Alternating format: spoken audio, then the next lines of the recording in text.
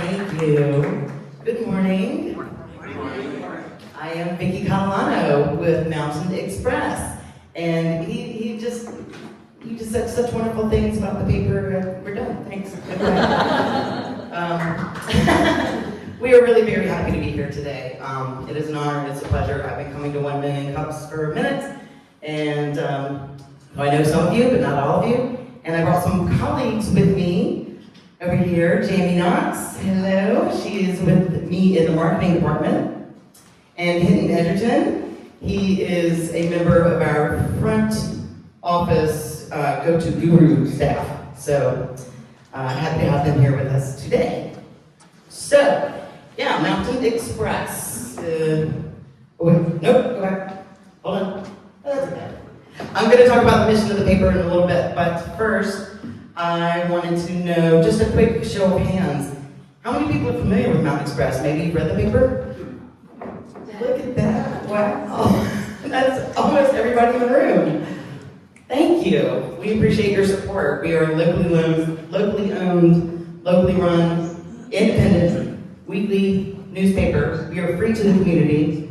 We've been around a really long time, and we hope to be around for a lot longer. So, oh, wonderful. I'm so glad to see so many people in the room supporting us. So, quick little trivia question. Anybody want to take a guess at how long we've been around? First publication of Mountain Xpress? 94. 94! That is correct. August 10th of 1994 is our first publication. You win a t-shirt! Right on, you win a t-shirt. So yeah, we can go to the next slide now. It's like, oh, it's going to be on there since 1994. Yeah, so this is our mission statement. I'm not going to read it out loud. You all know how to read, but I will point out the bold purple, which is sort of the core of the mission, to build community by citizen action. We report independently. We create civic dialogue. We offer opportunities. And proudly so. So every great town deserves a great newspaper. How are we funded? We are funded only by advertisers and members, supporters. Yes, you can actually be a member of the Mountain Xpress. You can be a supporter. We have a way where people can go and become a monthly member, $5 a month or whatever, or a one-time donation. But that is how we are funded. We do not have investors. We do not want investors. We want to stay locally owned and locally focused. So we're really proud of that. A little bit of history about Mountain Xpress. We're located downtown at 2 Wall Street. That's right at the end of Wall Street where the little Flatiron thing is, the Flatiron sculpture. And our doors are always open, well after 10 a.m. But our doors are always open and you're always welcome to come and visit us after 10 a.m. So originally, we were not just the newspaper that we are today. We started out as a monthly newsletter before we were the big Mountain Xpress weekly newspaper that we are now. We were a monthly newsletter called Green Line. This is back in the 80s. Back in the 80s, we were Green Line, and there was a wonderful local journalist and community advocate, Jeff Phobes, who started the paper. He's still running the paper today. Mom and Pop team owns and runs the paper still. He and his wife Susan, they run the paper, and they had the help though, back in the day, back in the 80s. They had the help from philanthropist Julian Price. Probably a number of you have heard of Julian Price. He had a major impact on the city of Asheville, helped a lot of businesses grow, helped downtown start to flourish when it was at a point of being kind of empty and desolate. He helped a lot of businesses. City Bakery was one. He helped Laughing Seeds when they were just a little lunch counter in somebody else's business. And he went to Jeff and a couple friends and said, we need to turn this little newsletter into something bigger. This community needs free independent media. All communities need free independent media. And so that's how we went from a monthly advocacy newsletter to a weekly newspaper. So we have a lot of different ways we get the newspaper out to you all. And one of the things that we kind of want to bounce around with you today is how can we do better? How can we get more people to read the paper? How can we reach more people in the community? How can we distribute in places that might not have access to the paper yet? How can we get this free independent media source into the hands of more people? The purple box, you've probably seen our purple boxes around town, yeah? Anybody can have a box. If you have a brick and mortar and you want the paper, just say, hey, we want the paper. It's free, we'll bring it to you. We want people to have the paper and have access to the paper. We also have some countertop options. We also have our CPG boxes where we distribute not just Mountain Express, but other publications as well. So we can do that too, and that's free. If anybody wants to have paper at their business, let us know and we'll bring it to you. And we have indoor options too if you don't have space for a clunky thing outside. We have countertop stuff. This is our most recent addition here at the Asheville Airport. Yay! Right there at the guest services counter in the back claim area. So that's a new thing for us. We're happy to do that. And we're distributed at the Chamber of Commerce Visitor Center. So we love the Chamber as well. We love partnering with them. We love their events. So there's lots of ways we can get the paper, but we need more ideas. We need more people to say, hey, bring us the paper. We'll help distribute it. So we have a number of publications. In addition to our weekly paper, we also have our glossy pocket guides. We have 3 of them a year. Right now, we are working on the Eats and Drinks Guide for 2023. Later in the year, we'll have our Best of Western North Carolina guide. And we also have Field Guide to Asheville, which we just wrapped up, and that will be coming out in a few weeks. So that's very exciting. And we can skip that. That's pricing for the publication. Not pitching, just sharing. So with our weekly paper, we actually have at least one special issue every single month because we want to try and cover a lot of different areas of business, a lot of news matters that matter to locals. Local matters. That is our slogan. Local matters. So for example, at the beginning of the year, we have a 2-part series in health and wellness. Right now, in honor of Earth Day for the month of April, we have a 4-part series on sustainability. And I brought some papers with me. If you want to pick one up on your way out, please feel free.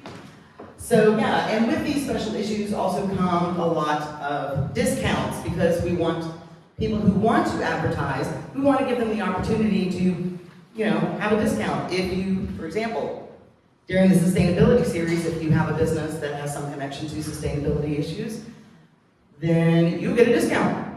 Woo! And we also have a garden feature, one of our new things. It's a 6-month-long series, the last issue of every single month. We have a garden series, like a little garden feature that's really fun. We're enjoying that a lot. One of the things that we provide as a service to business owners, entrepreneurs, all y'all, one of the things that we provide at Mountain Express is free ad design services. Not everybody knows that. And so I wanted to share it with you because it's something that we want to offer to you. We understand that that is often a barrier to a lot of people. A lot of businesses, I don't know how to advertise. I don't have the time to advertise. I don't have the resources to advertise. I don't know how to do that. I don't have the skill set. I don't have the software. I don't have the time. So we want to take that barrier away. We want to help you all, and so we offer free ad design services. We'll design something. We'll go back and forth a couple of times with you, 2 or 3 times, until you're happy with it. So that's a free service that we provide always to anyone, all the time. Where are we at? So one of the things we're working on right now is our spring nonprofit issue. That's another thing that we like to do and help in our community is nonprofits. Always get a 20% discount with us at all times, no matter what. Twice a year we do a special issue just on nonprofits. And if you are a nonprofit, or even if you're not, if you offer services to, for, or discounts to, for nonprofits, you're welcome to have an ad in those issues, and it's at a 35% discount. So that's something we want to do to help our nonprofits is write stories about them, feature them in our paper, and also give them an opportunity to advertise their services or products, or do a call for donors, or fundraising events, all that good stuff.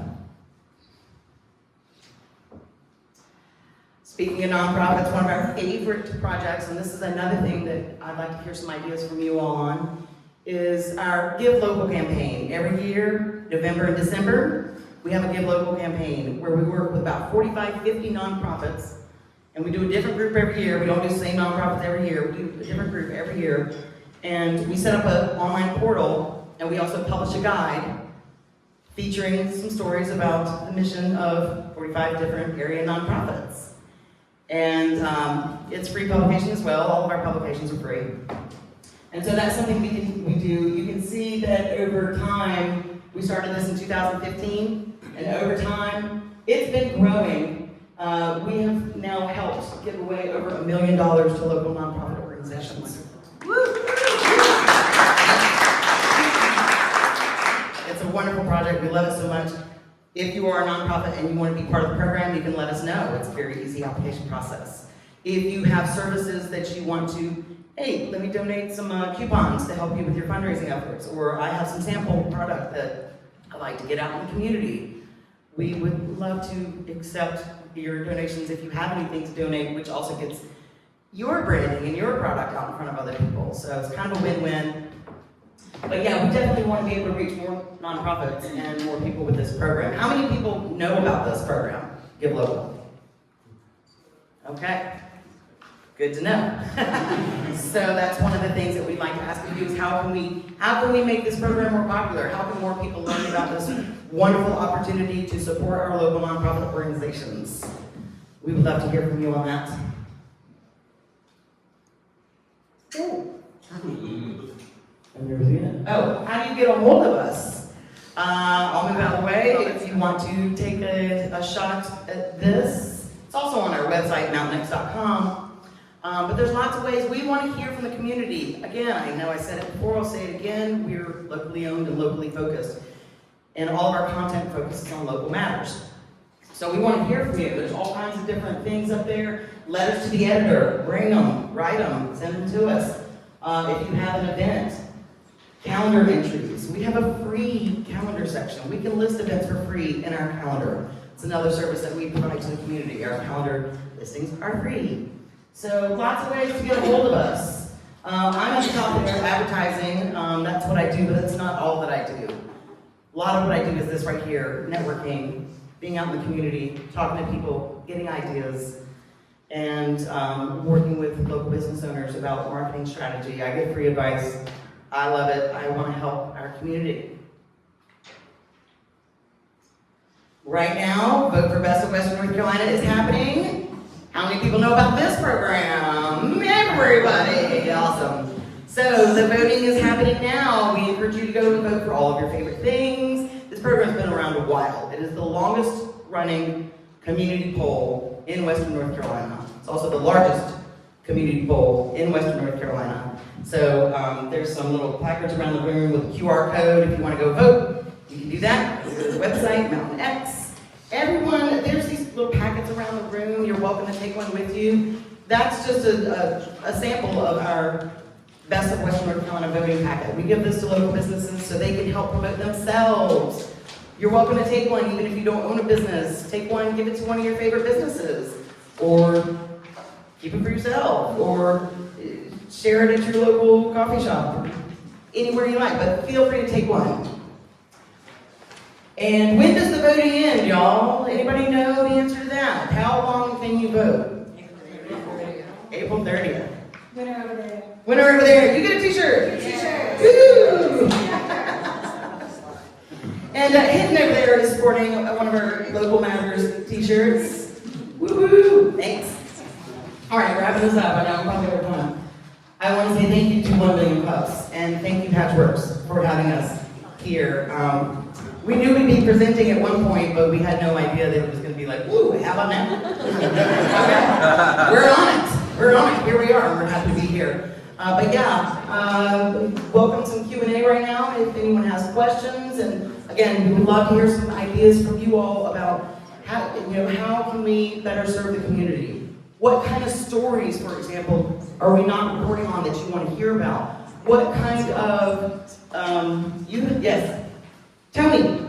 Yes, Tony. So I run Coffee Curious Workshops, which is right next door, and I base it on Airbnb experiences. And I'm adding more classes, but I was wanting to do the best of WNC, but I couldn't find an experiences category.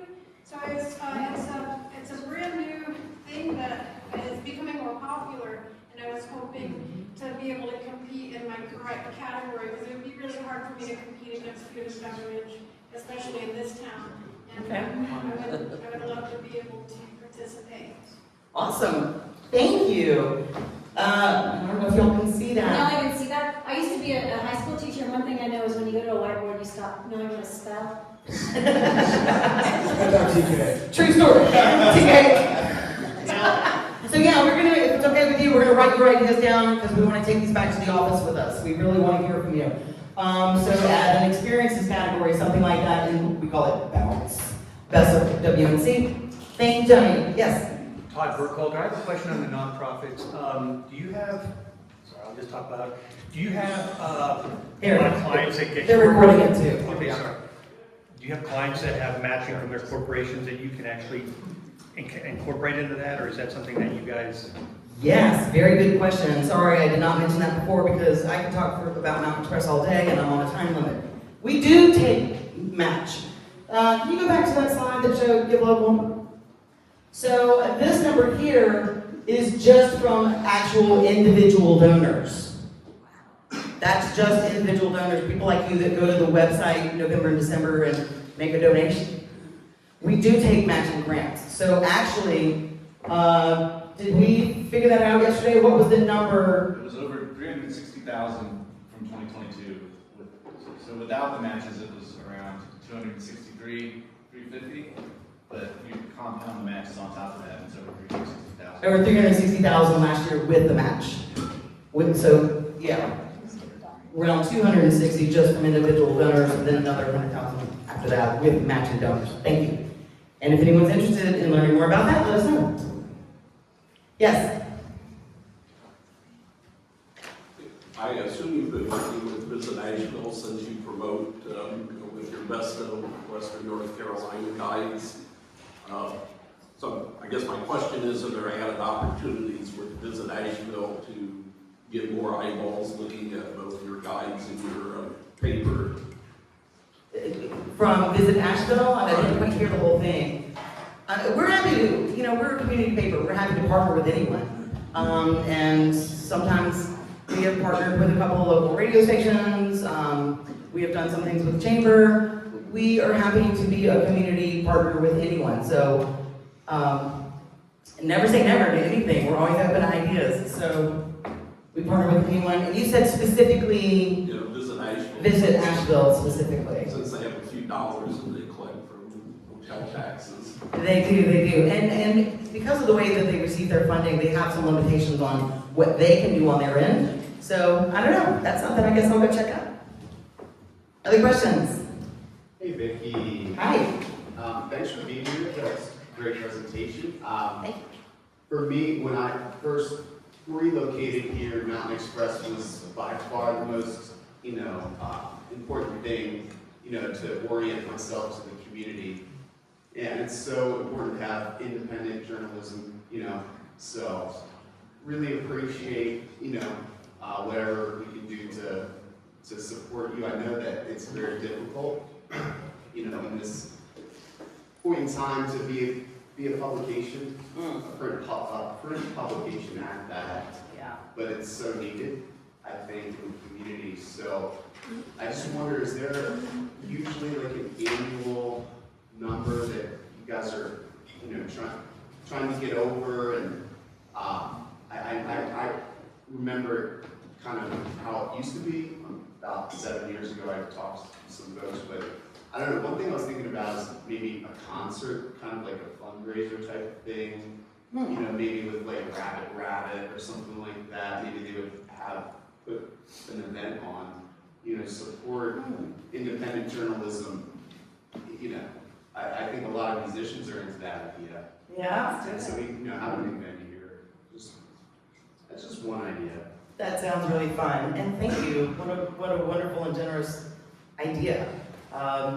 Yeah, anybody want to help us throw a fundraiser? That'd be awesome.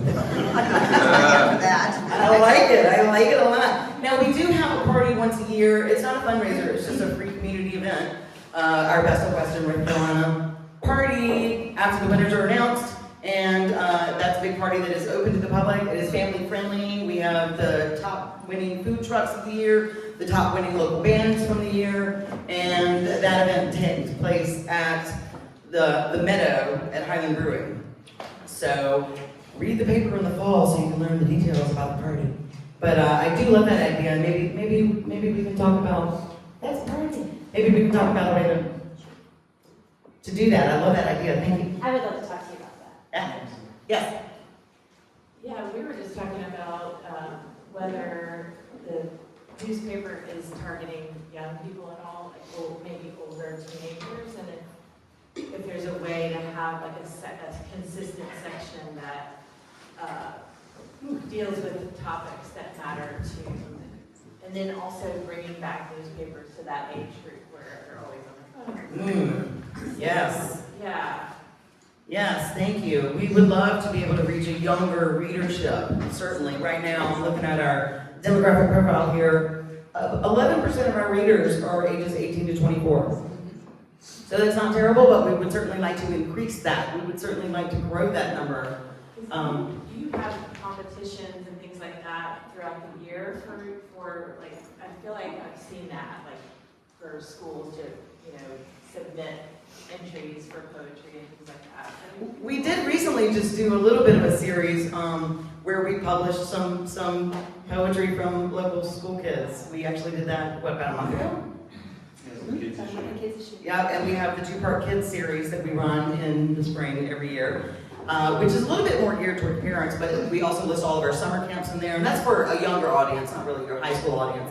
Talking about a lot of our summer camps, elementary and middle school mostly, so we have a two-part series, which is kind of huge and big, where we talk about summer camp. So we are trying to do that, and we do want to do more of that, certainly. And we have our Clubland section, which, if you don't know about Clubland, it's a section of the newspaper where we publish all of the live music at all the venues, and not just music, also festivals and art shows and all that kind of stuff. But that is the section of paper where most of the younger folks go to Clubland to see what's going on. That generation is really politically involved as well, and Yes, it's really important. thank you. So during COVID, Mountain Xpress sent something out about how they needed support, and I became a member. And it's great because I get daily emails on the stories that come out. I know everything that's happening every night. They send out emails. So for $5 a month, I have it right at my fingertips. So I would highly recommend becoming a member. Thank you, Leslie. Thank you. We really would love your support. Like I said, we don't want investors, we just want supporters. And the newsletter is free. You can get it whether you donate or not. Right. We have a daily newsletter, comes out Monday through Friday, different topics. So that's really fun. And we also have our website, and we have a lot of digital options as well. But yeah, you can sign up for our daily newsletter, mountainx.com. Yes. Hi, perfect, sorry.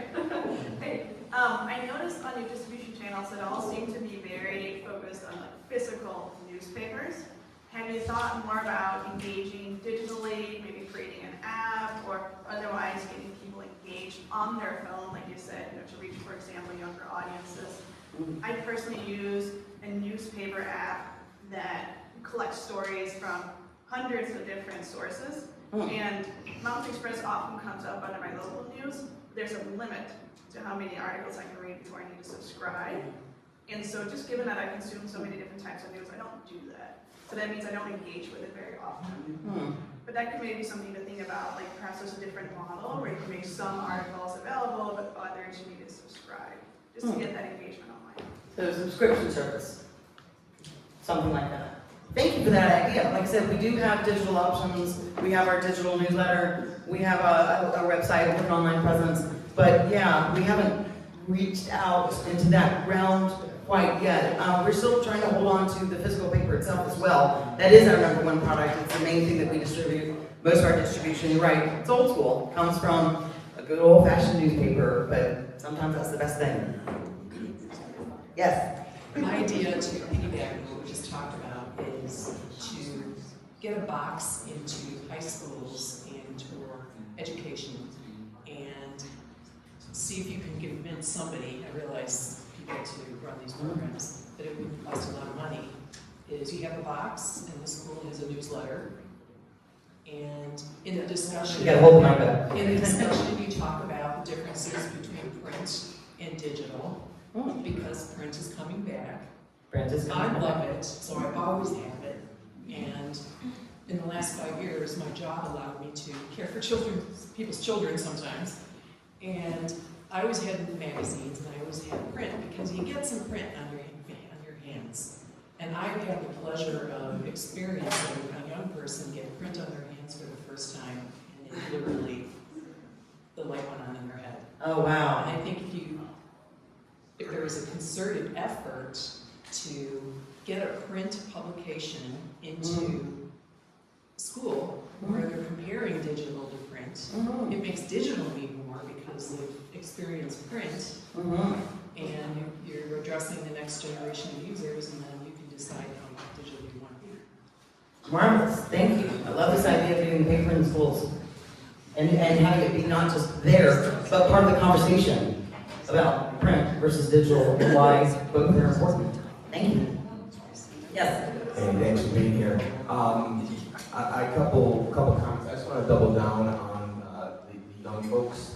I think that what we're seeing in Asheville right now is pretty troubling. I think that there's a cultural void for folks who are 16 to 30. The idea that, you know, the craft brew culture and that everybody's a mountain biker, and so, you know, having two teenage sons and have a lot of friends that are in their 20s, there's not a lot of feeling that there's not a lot for them to do. And what I'm learning here at Hatch, and what we've really learned over the last, couple decades that I've lived here, is there's so many interesting people, that we have all these remote workers doing interesting things. And I think trying to find the not so obvious stories, right? That we have a lot of music, we have a lot of fine art, but that culturally, that's not necessarily speaking to everybody. And I think we're going to see a significant brain drain of young folks who are getting fed up. And I think you guys are in a unique position to really address that. And I think it's super hard work. I don't think it's obvious, but I think it's super important. I think you'll find an audience, and I think you'll really speak to them. I think it's massive, and I think even for some of us who are older, it's, the town's can become a little bit of a character of itself, right? Culturally, we kind of have a recipe for how to make money off the tourists, and how to kind of feed the retirees that are here.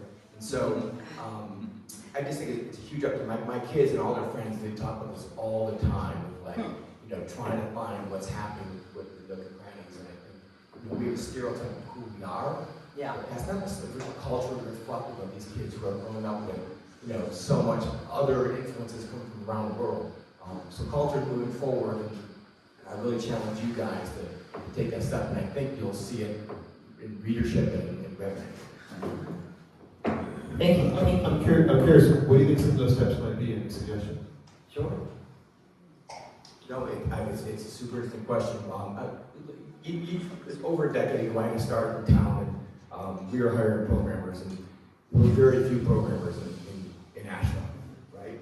And so now I'm, here at Hatch co-working, and really probably as a result of the pandemic more than anything, the amount of remote, capable, incredible programmers in this building, let alone in town, is mind-blowing. And so, we're seeing that there's a lot of talent that have been pulled here. And so our kids wouldn't have had examples and role models of people who are actually doing coding, who are successful at it, making money with it. So not everything has to necessarily be fun. Art is a lot of things, right? But it doesn't always have to be fine art. So, I know we've seen folks like Revolve try to get something going, with more contemporary performance art. The Media Arts Project has kind of flourished at various times and gone away. But, finding those folks who are doing stuff with multimedia, again, it's not, it's in the nooks and crannies. I think it's really difficult editorial. But I think, I think our youth would be really attracted to it. And there's probably some opportunities to do some events that you guys could potentially monetize as well. Okay, thank you. Also, it reminds me of multimedia and tech. I just have a thought there that I want to take back. Thank you. Hey there. Hi. I was curious if you've got any kind of mentorship program in place with,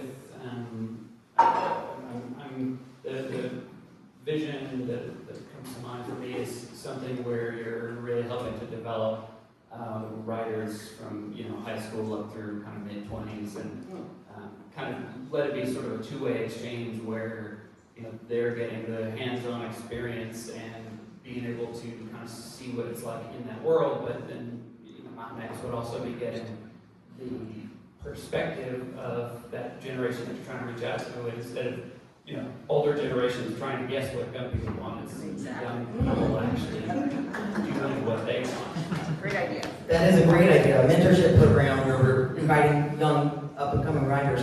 We do have summer interns, so we sort of have something like that, but I can see your idea in taking that summer internship program to a whole different level. And working with our local colleges, UNCA, Warren Wilson College, AV Tech. In high school. And high school, and some of these high school students as well. Again, going back to your point earlier.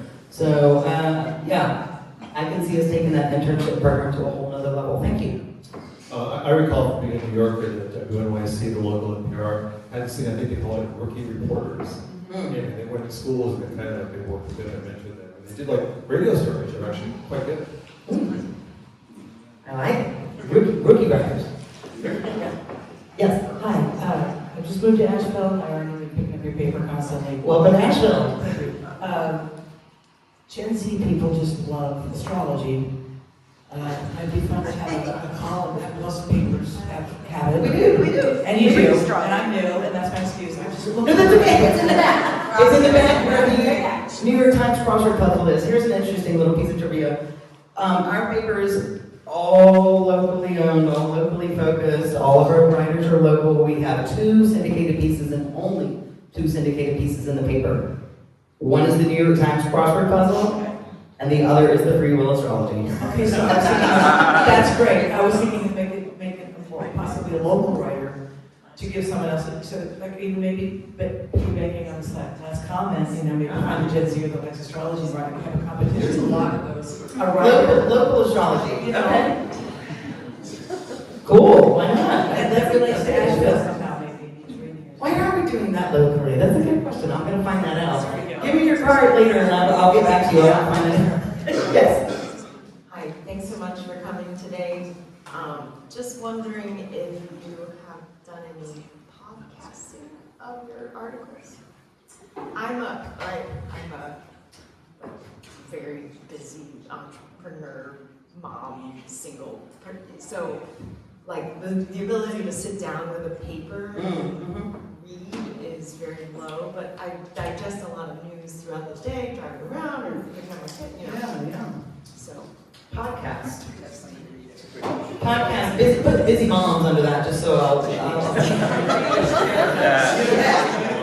Hey. I hear you. That's an interesting idea. We're going to need a lot more staff for that. We're volunteers, maybe. Thank you. Good idea. I know you would need a lot of staff for it, like you just said, but as somebody on the precipice of Gen Z to millennial age, that would get me reading the newspaper, or listening to it at least, and paying attention to it, would be a podcast. Huh. Just, You agree with the podcast? I agree with that. I tripled that. Somebody else also, but how many, show of hands, how many people would like us to have a podcast? That's almost everybody in the room. Highlight podcasts. We'll look into that. No promises. Might take a minute, but I hear you. We hear you. Thank you. Thank you for that idea. As a shortcut to that, there are services that will just do like a computer-read version of an article. It's a little stale, but it's actually getting better. The tech is actually getting a little bit better. I mean, until you get your podcast up and up. Interesting idea. So, as a sort of stock, as a well in progress, the computer-generated reading the news stories thing. Okay. It could be the same the newsletter that comes out daily. You can have somebody read that because it's not everything in that newsletter. Maybe a Gen Z somebody doing that. Maybe it's high school person, high school college should do free. We call Calling volunteers. Calling volunteers. Okay, that's a really great idea. Maybe some local high school students would like to do some podcasting, or some local actors. Thanks, Vicki. Just to follow up on that, there might be a good partnership there with Biz Radio. Biz Radio. To read the Matt, read your. articles. Matt's not here now. Okay. But I am. Thank you. Thank you. I will talk to you more about that. That's marvelous. Love that. Thank you.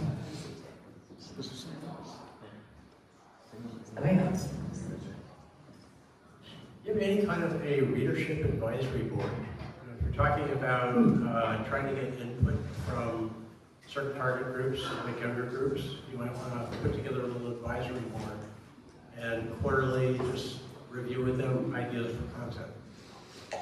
A quarterly readership advisory board. Thank you. We do not have such a thing. I mean, we really are. We have a massive presence, which we love, and we want to have even more impact on our community. We're actually a pretty small little local staff, believe it or not. I guess it because the paper's awesome. But yeah, we're a pretty small little local mom and pop staff. But there's lots of ways that we could do something like that. I can see a lot of possibilities there. We are running out of room. Y'all have great ideas. This is wonderful. And I know we're probably short on time here. I don't know about that. We're also already down on time. Let's do like maybe 2 more questions Okay. if we have 2 more. So anyone has your chance. Okay. Anyone else? Keep going. Hey, sorry, I know that I'm double dipping, going twice. On the podcast thing, so I'm a big consumer of podcasts, and the ones that are an extension of existing media, the ones that I've found that are most successful and engaging are the ones where, in the show or in the paper or whatever it is, they kind of do the summary version in context, but the podcast is an opportunity to sit down with the expert and really dive into, one slice of the issue in a lot of depth. And I'm sure that y'all have a lot of people that you just wish you could give more time to, and that's a really good way to do it. Absolutely. You're saying sit down with the expert? Yeah, like whoever when you're putting together stories and whoever your sources are, you're talking to them for a lot longer than what's going to get into the paper. You might have the 1 or 2 sentence soundbite version, but using a podcast as an opportunity to really sit down for half hour to an hour and just kind of pick their brain about everything that's important to them. So maybe part of the podcast can be an actual live interview with people in the community. Thank you. Yeah, something like The Daily from New York Times. You guys listen to that? Yeah, that's going to be a good template to think about. Got one here. I think you'll be our last one unless somebody else is doing. Yeah, okay. Bring it on home. Yeah, okay, thanks. And yeah, just wanted to kind of follow up on one thing we were talking about with engaging the younger audience, with through the schools, and so I thought that that was a really good idea. Maybe work to have student journalists. I know that at one point I was offered some kind of a role doing reporting of government meetings because I attend a lot of committees and city council meetings, and I just thought that would be really great to engage the youth in getting independent, preserving independent journalism on a local level, and just wanted to thank you again for being here. Thank you. Thank all of you.